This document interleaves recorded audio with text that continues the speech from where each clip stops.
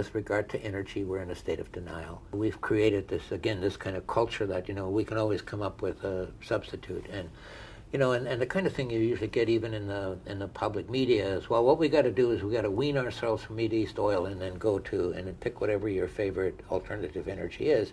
And then the assumption behind it is that everything can continue as it has. But the real transition we have to make in energy is from stored concentrated energy to current diffuse energy. And the stored concentrated energy is still sunlight, but it's sunlight, all of our energy comes from the sun, but it's sunlight that through a series of geological and biological processes over millions and millions of years has stored that energy in the form of fossil fuels, coal and oil and natural gas. Because it's stored and concentrated, it, of course, the energy return on energy invested is huge.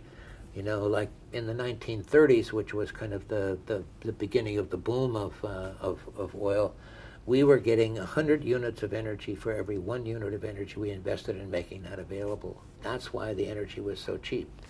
Now, of course, as we started to extract that concentrated energy, it became, you had to expend more energy in order to get the energy, so the energy return on energy invested started to go down.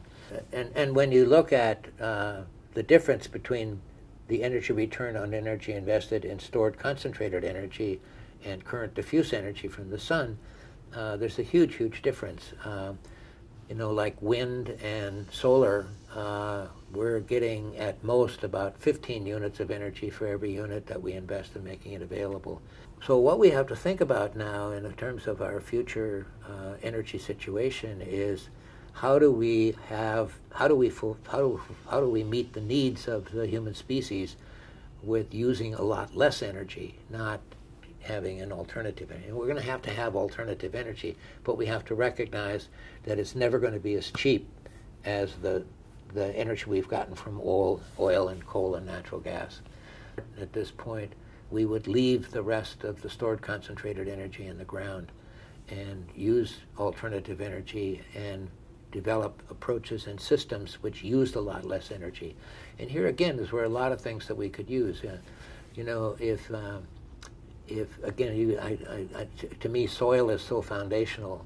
So if we restored the biological health of our soil through things like cover crops, which would then reduce our fertilizer and pesticide inputs by 70%, that's dramatic reduction in energy input.